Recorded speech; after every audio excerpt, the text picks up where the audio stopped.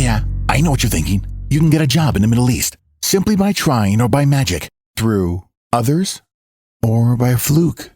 Remember that competition is everywhere. Some here, some there, but bam! Loy Machedo is the best.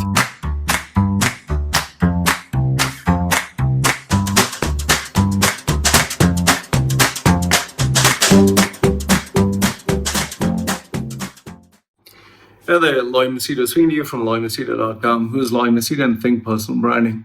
All right, I just thought I'd share this update with you, which I've just got from Paddle Your Own Canoe. That is, I got this from a pilot, a very senior pilot who works with an airline. I'll not mention which one. This is what he sent me. And he confirmed with me that this is actually happening. The headline is Etihad to become a shadow of its former self, with reports that Airlines plans to have only 1,500 cabin crew by January 2021. So first I'll read the article, then I'll tell you what he told me, the additional bits. He says, sources claim Etihad Airways is planning yet another round of cabin crew redundancies, with some reports suggesting the airline may have only 1,500 cabin crew by the start of 2021. Actually, it's going to be much more lower than this. The reason being is they hardly have any business, and their merger with their team effort with Air Arabia. That Air Arabia seems to be more profitable. Etihad is not at all. It's a total disaster. They are hemorrhaging cash, and they have been given instructions from the royal family itself that the management who has taken over, you want to keep your job, make sure that the losses are taken care of. How you do it, that's up to you. Around 8 months ago, the Abu Dhabi-based Airline said it employed nearly 5,000 of the cabin crew, as well as 2,000 pilots, out of the workforce of 20,457 employees. Then Etihad has admitted to making redundancies across its business, but has not revealed exactly how many staff had been laid off. Well, this is the common case with the companies in UAE. They'll only mention great achievements or future growth or vision. They'll not mention the reality of things, and especially they'll not mention the bad news.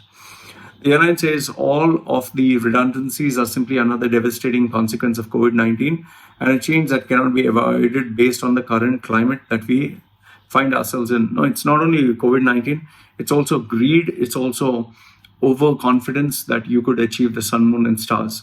Okay. Most recently, a leaked internal memo revealed that the airline was pushing with its plan to axe in-flight chefs and food and beverage managers, which has already happened. While it makes sense for Etihad to cut unnecessary cost, some commentators have questioned whether alternative roles could have been found for the staff impacted by the cuts. They are not bothered. If you are not required, they'll just terminate you. That's it. It's as simple as it goes. They don't care whether you get a job, don't get a job. For them, it's a business relationship. If you're useful to them, they'll keep you. If you're useless, bye-bye.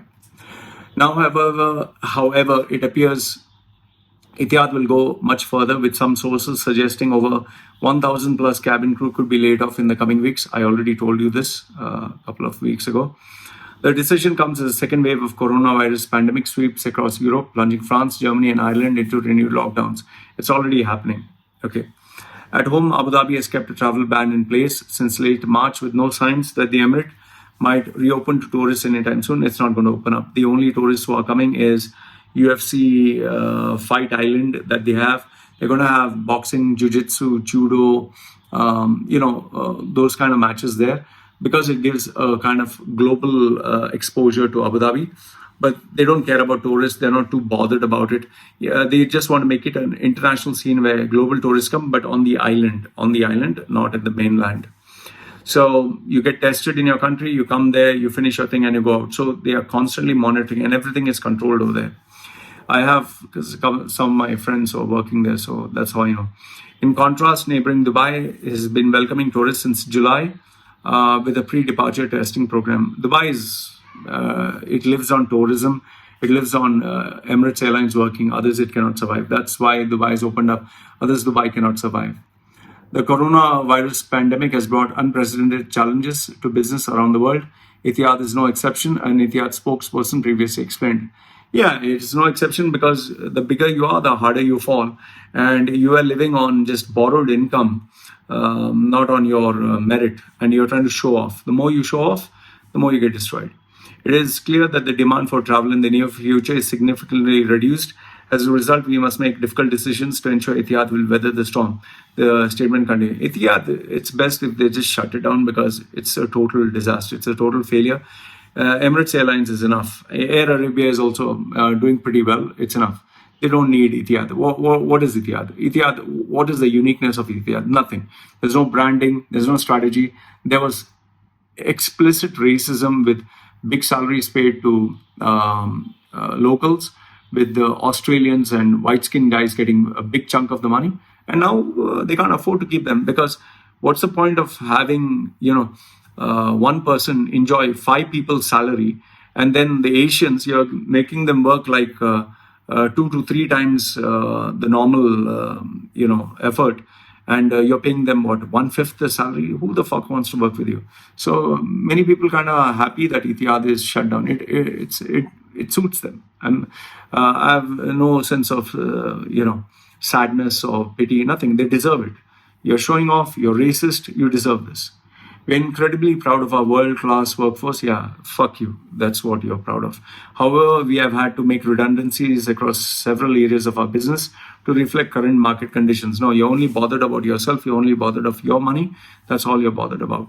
While Etihad has not confirmed how many employees laid off, they'll never confirm this. Etihad Chief Executive Tony Douglas told CNBC last month that redundancies were in thousands. Yeah, if they tell you the real figure, then they'll be a laughing stock, and they want to keep their pride. So anyway, Etihad it's better off if they just shut it down, man. They're just living on, I don't know what they're living on. There's nothing, absolutely nothing. It's just their ego, their pride that they're floating, and they're putting billions into it. They still have to pay off billions. They're hemorrhaging billions. So this is what I wanted you to know. Let me know your thoughts. Do you think Etihad can survive? For me, personally, I say it's a disaster. Better they shut it down. And whomsoever is working for Etihad, better start looking out for other jobs, or you're going to end up nowhere. So that's what I have to say. Love to hear your thoughts. This is me signing off. Take care.